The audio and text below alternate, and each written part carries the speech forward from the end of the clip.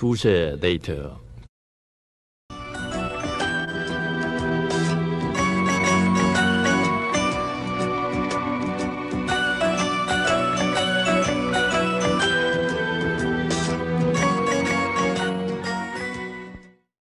안녕하세요.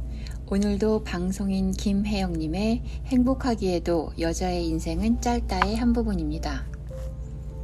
우리 부부는 집에만 들어오면 수다쟁이가 된다. 가끔은 우리 부부가 이렇게 많은 대화를 하는데도 서로 숨기는 것이 있을까? 하는 생각이 들 정도로 대화를 많이 하는 편이다. 정말이지 집에 있을 때 우리 부부는 자는 시간만 빼고 계속 대화를 하는 것 같다. 결혼을 해서 부부라는 이름으로 하나가 되어 산다지만 사실 서로 다른 환경에서 자란 사람들이 아무런 흉허물 없이 속마음을 다 털어놓고 살기란 그리 쉬운 일은 아니다. 무슨 말인지 결혼한 사람들은 다들 경험으로 알 것이다. 하지만 우리 부부의 경우는 다르다. 가정적이고 자상한 남편의 성격도 한몫하겠지만 간혹 아웅다웅 다투는 일이 있을지라도 가정이라는 울타리 안에서만큼은 늘 다독여주고 아무리 작은 문제라도 서로 솔직하게 이야기하자고 신혼 초에 약속한 바 있다. 무슨 할 이야기가 그렇게 많으냐고 궁금해하시는 분들도 계실 것이다. 사건 사고가 많은 방송사 보도국에서 일을 하는 남편은 몸이 바쁜 만큼 생방송에서 겪는 에피소드도 많아 늘 이야기할 게 많다. 나 역시 방송 일을 하다 보니 새로운 일, 새로운 사람을 접할 기회가 많으므로 역시 이야깃거리가 많다. 게다가 하루가 다르게 자라나는 아이들까지 있다 보니 우리 부부가 잠들기 직전까지 수다를 떠는 것도 어찌 보면 당연하다. 좋은 일이든 나쁜 일이든 밖에서 있었던 일들을 모두 이야기하는 것은 우리 부부에겐 너무나도 자연스러운 일상이다. 즐거운 이야기를 서로 나누다 보면 듣는 사람도 즐거워져 그 기쁨이 배가 되고 나쁜 이야기는 함께 듣고 흥분하며 화까지 내주기 때문에 속마음 끓여가며 오래 가져갈 일도 없다. 집안에만 들어오면 밖에서 기분 나빴던 일, 마음 상했던 일들을 싹 비우기 때문에 잠도 잘 자고 다음날 즐거운 마음으로 집을 나갈 수 있게 된다.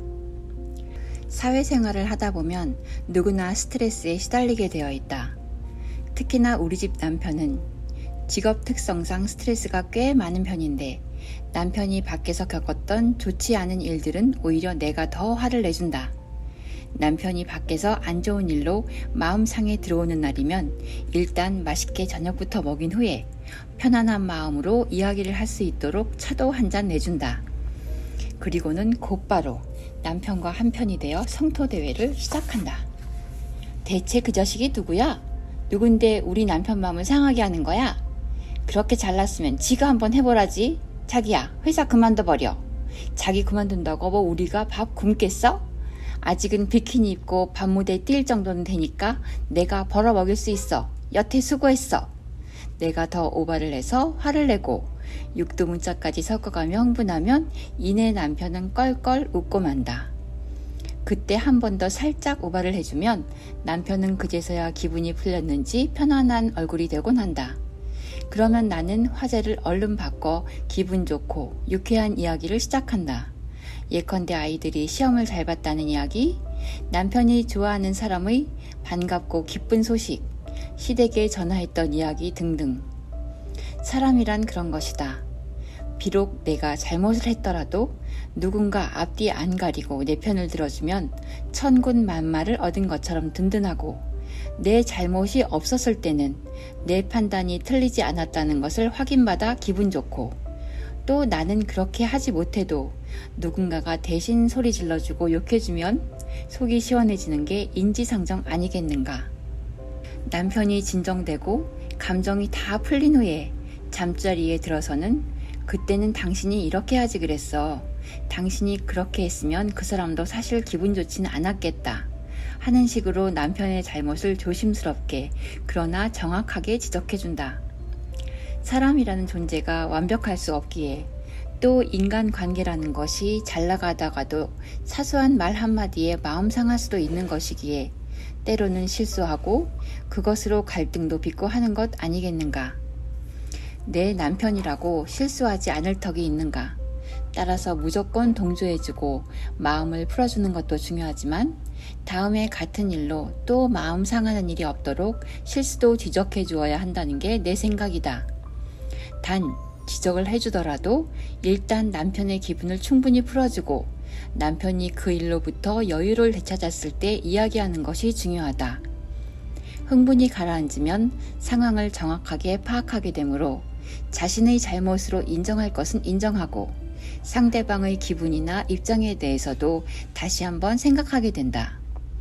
우리 부부는 이런저런 일로 잠자리에서까지 엄청 수다를 떨 수밖에 없는 것이다.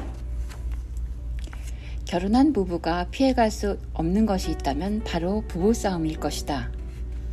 너도 나도 다른 두 사람이 한 공간을 공유하며 의견 충돌이 전혀 없을 수는 없는 법이다. 하지만 너무 무거워서도 서로에게 심한 상처를 주어서도 안 되는 것이 우리 부부싸움의 원칙이다. 7살 나이 차이 때문일까? 남들은 평생 싸울 것을 신혼처에 다 한다는데 우리 부부는 결혼 후 1년이 지나도록 부부싸움이란 걸 모르고 지냈다. 성산동의 16평 아파트 전세로 시작한 우리의 신혼생활은 알콩달콩 깨볶으며 마냥 행복한 나날의 연속이었다. 그러다가 우리 부부가 첫 부부싸움을 한 것은 첫 아이 임신 9개월쯤 되었을 때다. 보도국에서 일하는 남편은 뉴스 취재 때문에 출장이 꽤 잦은 편이었는데 어느 날 갑자기 나는 출장 간 남편이 너무나 보고 싶었다.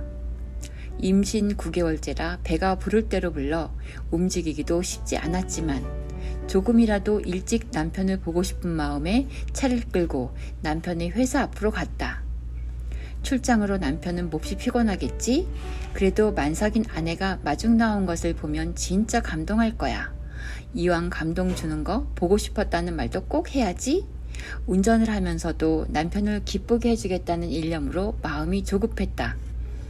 얼마를 기다렸을까? 드디어 출장 간 팀이 MBC 정문 앞에 도착해서 하나둘씩 차에서 내리는데 어찌된 일인지 정작 남편의 모습은 보이지 않는 게 아닌가. 동료에게 물었더니 바로 집으로 가겠다며 중간에서 내렸단다. 아쁘싸.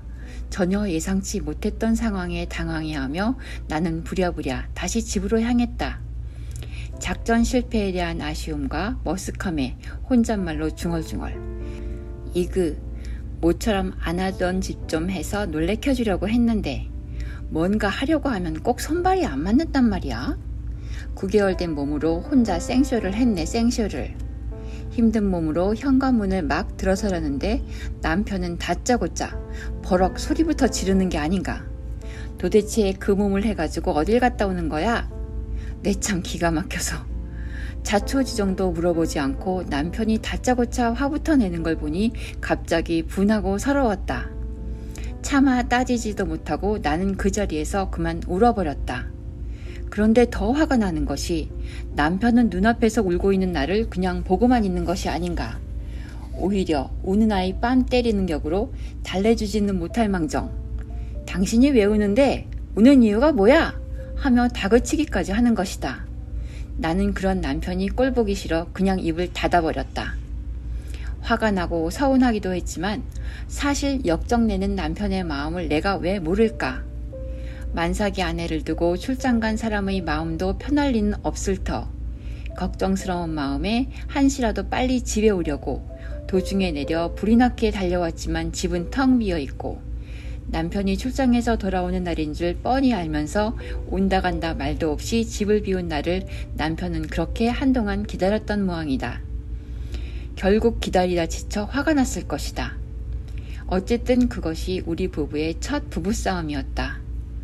어떻게 화해를 했는지 지금은 정확하게 기억나지 않지만 어찌어찌하여 우리 부부는 화해를 했다. 저녁을 먹고 잠자리에 든 남편에게 나는 조심스럽게 말했다. 지금껏 싸움 한 번 하지 않고 잘 지내다가 막상 부부싸움이라는 것을 해보니 서운한 마음이 들더라. 우선은 무작정 화를 내기 전에 심호흡 한 번 하고 이유부터 물어봐 주는 게 순서 아니야? 그리고 화를 내도 늦지는 않잖아. 여자가 울고 있을 때는 이유를 다그치는 게 아니라 일단 따뜻하게 안아줘야지. 그리고 나서 이유를 물어봐도 물어야 할 거 아니야. 당신이 화가 나서 계속 윽박지르기만 하면 내가 무슨 말을 어떻게 할 수 있겠어. 가만히 듣고 있던 남편은 뭔가 말을 하려다 말고 이내 알았노라고 했다. 아마도 자기가 화낸 이유를 설명하려 했을 것이다. 나는 내친 김에 한마디 더 했다. 우리 부부가 앞으로 수도 없이 부부싸움을 할 텐데 그때마다 서로에게 상처를 주고 나중에 반성하고 할 수는 없는 일 아냐? 그러니 몇 가지 원칙을 정하자. 내 제안에 남편도 흔쾌히 그러자고 했다. 그렇게 합의한 우리 집의 부부싸움 원칙은 싸울 땐 싸우더라도 잠은 같이 잔다. 남의 이야기를 끝까지 들어준다 등 몇 가지에 불과했지만 그 후 여러 번의 부부싸움 끝에 다시 추가되어 지금은 19년 결혼 생활을 줄곧 행복하게 유지할 수 있는 비결이 되었다. 오늘은 행복을 부르는 수다의 법칙과 부부싸움의 기술에 대한 부분을 읽어드렸는데요. 가장 가까운 친구이면서 가족인 부부에 관한 이야기라 공감하시는 분이 계실 것 같습니다. 여러분은 부부싸움의 원칙이 있으세요? 특급 노하우 나눠주실 분 계실까요? 아직 자통님이랑 다퉈본 적은 없는데 노하우 알려주시면 참고하겠습니다. 감사합니다.